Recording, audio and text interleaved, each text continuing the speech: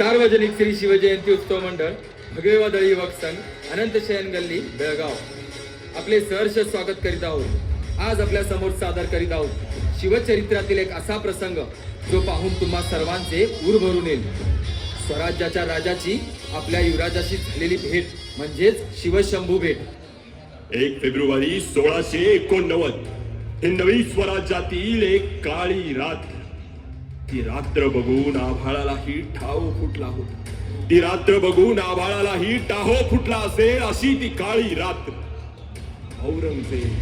औरंगजेबचा सरदार मुकब्बर खान, त्याचा मुलगा इकलास खान यांनी आपल्या स्वराज्यातील लोकांना फितुरीने संभाजी महाराजांना कैद केलं आणि महाराजांना संगमेश्वरला औरंगजेबाच्या छावणीत आणण्यात आलं.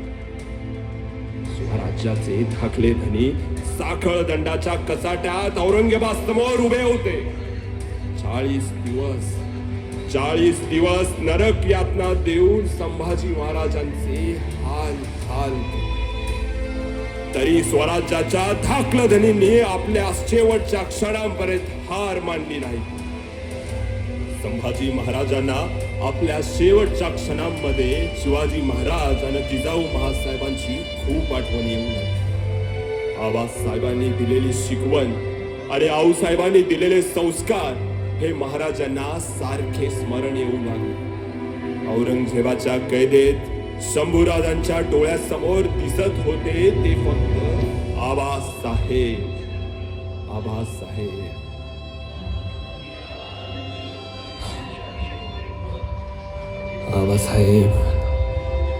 आबासाहेब, आभाळाच्या डोळ्यातून तुम्ही पाहत असाल, पण तुमचं आभाळा एवढं रूप पाहायला मला डोळे सोडले नाही. तो आबासाहेब, आठवतं का तुम्हाला आग्र्याहून आम्ही दोघे सुखरूप मथुरेला कसे पोहोचलो होतो? आबासाहेब,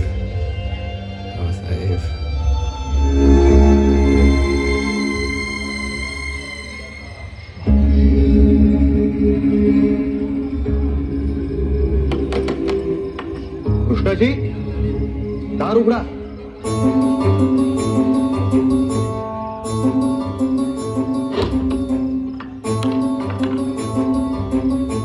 कोण?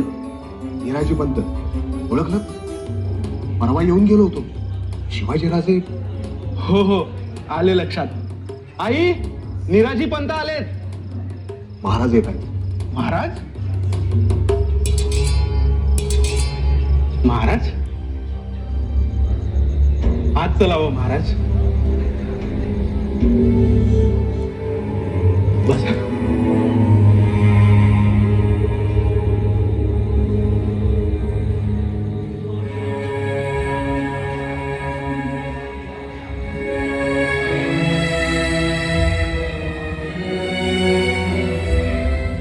बरं, आम्हास लगेचच निघावं लागेल.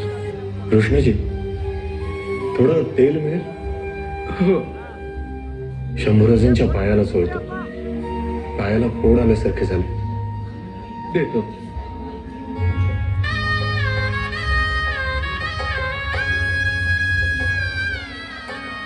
महाराज, हे घ्या तेल. शंभूराजे, पाय द्या. नको आबासाहेब, नको. शंभूराजे, द्या.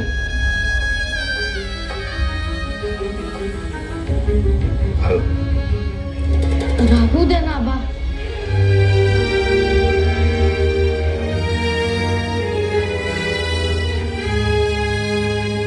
आता बघा, तुम्हाला बरं वाटतं?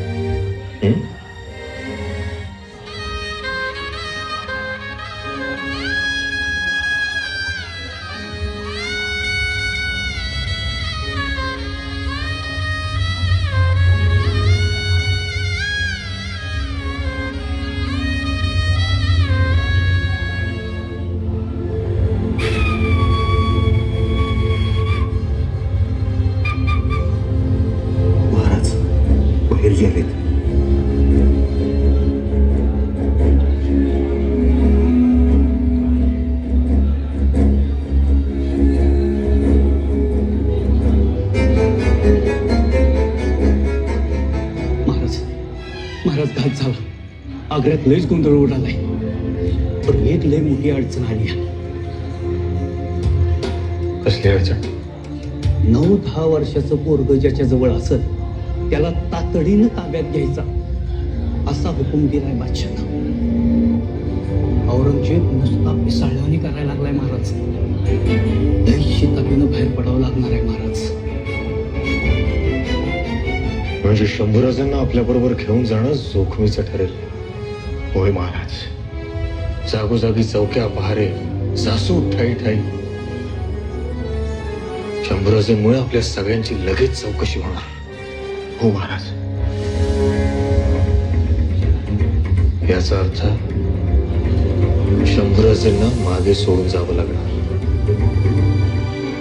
कारण शत्रू मागावर आहे. प्रवास मोठा, आणि आता तो चौथावेला बादशाह गप्प बसणार नाही. आकाश पाताळ एक करेल. गावं, वाड्या, वस्त्या सगळं पिंजून काढेल. आम्ही आता जोखीम घेऊ शकत नाही. कृष्णाजी, आम्ही शंभूराजांना इथेच तुमच्याकडे मागे ठेवून जाण्याचा निर्णय घेतो आहोत. जी महाराज. आमच्या काळजाचा तुकडा आहे तो. आजपासून तुमच्या हवाले करतो आहोत.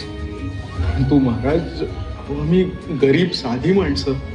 आमच्या घरात ना भाला ना बर्ची ना तलवार. अहो, लिंबू कापायचं तरी साधी सुरी नसते. विळीचाच वापर करतो आम्ही. विद्वत्ता आहे आणि ती महत्वाची. कृष्णजी, विद्वत्ता हे सर्व शस्त्रांपैकी सगळ्यात महत्वाचं शस्त्र. आणि आम्ही हा जो निर्णय घेतला आहे तो सारासार विचार करूनच. परंतु महाराज, उद्या काही बरे वाईट घडले तर? ते तर आताही घडू शकते. ते आता आपल्या हातात नाही. फक्त एकच, कृष्णजी, आमचा तुमच्यावर विश्वास आहे.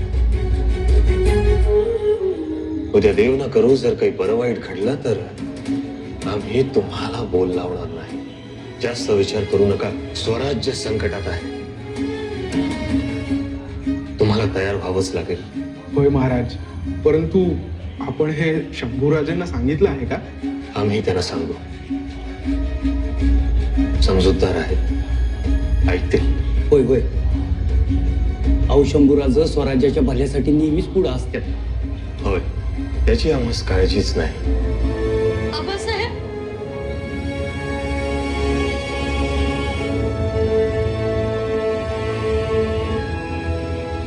शांभू बाळा,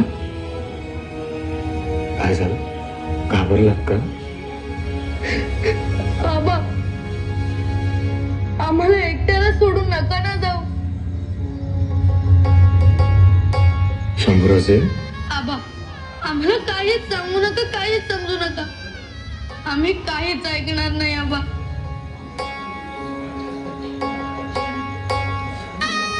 हे बघा शंभूराजे, आबासाहेब, 6 महिने झाले आम्ही राजगड पाहिला नाही. आम्हाला आऊसाहेबांची आठवण येते, मातोश्रींची याद येते. आम्ही येणार म्हणजे येणार तुमच्यासोबत. आम्ही इथे नाही राहणार आबासाहेब. शंभूराजे, आपल्या विचारामुळे स्वराज्य धोक्यात येईल. आबासाहेब, आम्हाला काही नको. आम्हाला तुम्ही पाहिजे. आमचे आऊसाहेब पाहिजे. आम्हाला त्यांच्या हातचं खायचं, त्यांच्या मांडीवर झोपायचंय. 1, 2, 3 दिवस. आबा, आम्ही खूप दमलोय, खूप दमलोय. ऐकताय आम्हाला? शंभूबाया, आऊसाहेबांना जर बघायचं असेल तर आणखीन काही दिवस तुम्हाला इथेच राहावं लागेल. नाही आबासाहेब, आम्हाला माफ करा. शंभूराजे, अहो, तुम्ही शूर आबांचे शूर बच्चे आहात ना, शूर छावे आहात. नाही आबा, आम्ही बच्चे नाही, चावे नाही. आम्ही आमच्या आबांचं बाळ आहोत, छोट लेकरू. आबा, आम्हाला नका ना सोडून जाऊ.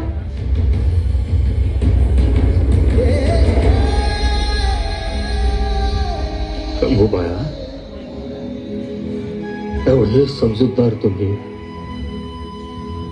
आज का ऐकत नाही? शंभूबाया, हे बघा, असं हट्ट करू नका. नाहीतर आम्हाला आग्र्यात सोडवण्यासाठी तुम्ही केलेली धावपळ सगळी व्यर्थ ठरेल. काही उपयोग होणार नाही त्याचा. आम्हाला समजतंय सगळं, पण आम्हालाही राजगडावर जावंसं वाटतंय.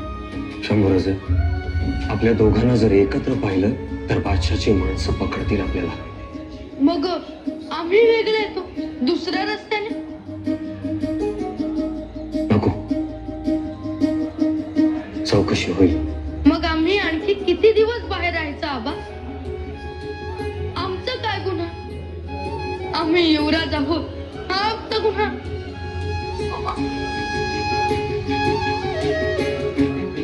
नाही शंभूराजे, तुमचा यात काहीही गुन्हा नाही. दोष आमचाच आहे. आम्ही तुम्हाला आमच्या बरोबर इथे घेऊन यायलाच नको होत. सगळ्यांच्या नजरेत आम्हीच दोषी, आणि आम्ही तुम्हाला इकडे सोडून जातोय म्हणजे आम्ही राजगडावर सुखरूप पोहोचू याची खात्री नाही. आणि गडावर सुखरूप पोहोचलो तर अहो साहेब आम्हाला जाब विचारतील, शंभूबाई कुठे आहेत?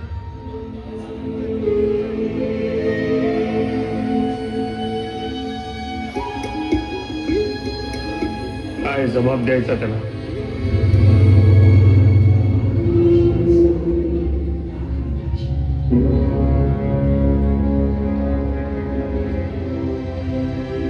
आबासाहेब, तुम्ही निघा, आम्ही थांबतो इथे. शंभूराजे, आबासाहेब, निश्चिंत मनाने जा आणि लवकर पोहोचा. शंभूराजे, हे तुम्ही म्हणता? काही क्षणांपूर्वी आबासाहेब, आम्ही रडलो, भावनिक झालो. हे स्वराज्याच्या हिताचे नव्हते. आमचं आम्हालाच वाईट वाटलं. आम्ही असा हट्ट का केला? आता हट्ट नाही, कर्तव्य. शंभूराजे, हे खरंच तुम्ही बोलता? खरंच आबासाहेब, आमच्या हट्टामुळे आपल्या डोळ्यात आसू उभी राहिली. आपल्या डोळ्यात आग शोभून दिसते, पाणी नाही. आमचं चुकलं. आता आम्ही तयार आहोत. तुम्ही जसे सांगाल तसे आम्ही वागू. शेवटी आम्ही शूर आबांचे शूर छावा आहोत.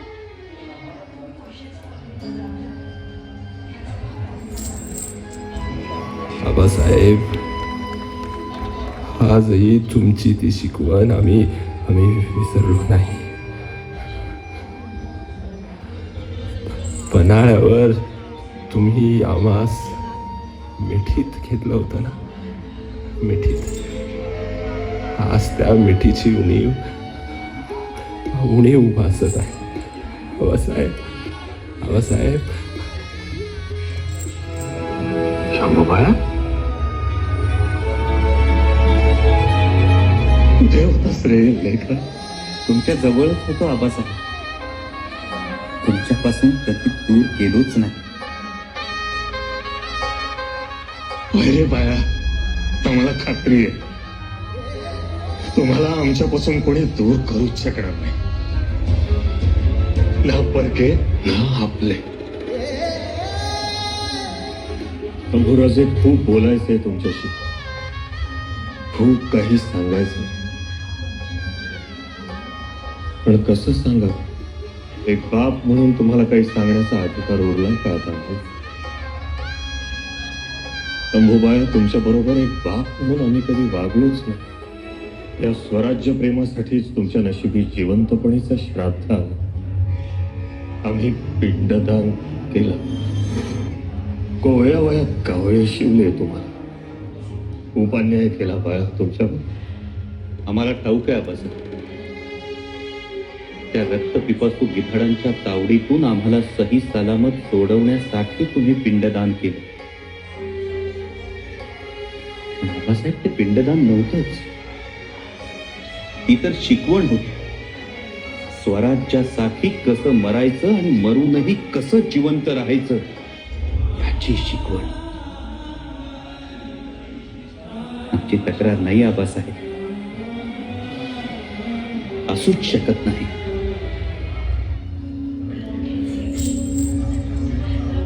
बाबासाहेब, देव, देश आणि धर्मासाठी बलिदान देण्यासाठी आज आम्ही सज्ज झालो आहोत.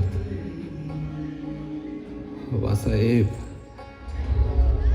आमचा शेवटचा मुजरा स्वीकार करा. बाबासाहेब, शेवटचा मुजरा. जय भवानी, जय